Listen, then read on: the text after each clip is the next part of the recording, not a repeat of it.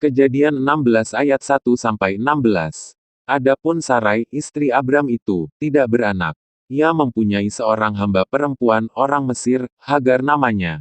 Berkatalah Sarai kepada Abram, "Engkau tahu, Tuhan tidak memberi aku melahirkan anak. Karena itu baiklah hampiri hambaku itu, mungkin oleh dialah aku dapat memperoleh seorang anak." Dan Abram mendengarkan perkataan Sarai. Jadi Sarai, istri Abram itu, mengambil Hagar, hambanya, orang Mesir itu, yakni ketika Abram telah 10 tahun tinggal di tanah Kanaan, lalu memberikannya kepada Abram, suaminya, untuk menjadi istrinya. Abram menghampiri Hagar, lalu mengandunglah perempuan itu. Ketika Hagar tahu bahwa ia mengandung, maka ia memandang rendah akan nyonyanya itu. Lalu berkatalah Sarai kepada Abram, "Penghinaan yang kuderita ini adalah tanggung jawabmu. Akulah yang memberikan hambaku ke pangkuanmu." Tetapi baru saja ia tahu bahwa ia mengandung, ia memandang rendah akan aku. Tuhan kiranya yang menjadi hakim antara aku dan engkau.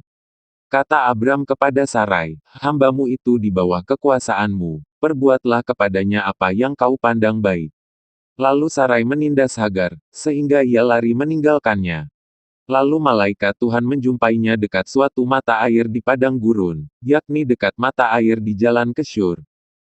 Katanya, "Hagar, hamba Sarai, dari manakah datangmu dan kemanakah pergimu?"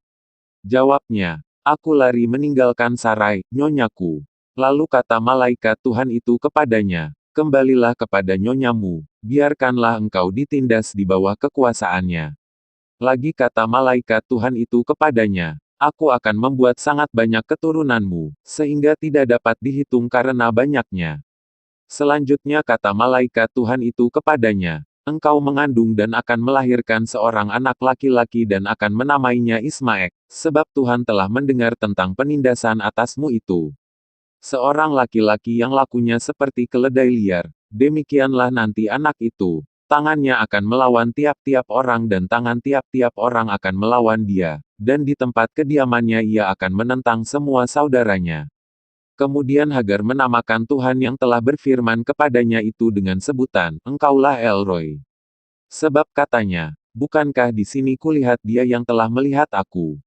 Sebab itu sumur tadi disebutkan orang, sumur Lahai-Roy, letaknya antara Kades dan Beret. Lalu Hagar melahirkan seorang anak laki-laki bagi Abram dan Abram menamai anak yang dilahirkan Hagar itu Ismaek. Abram berumur 86 tahun, ketika Hagar melahirkan Ismaek baginya.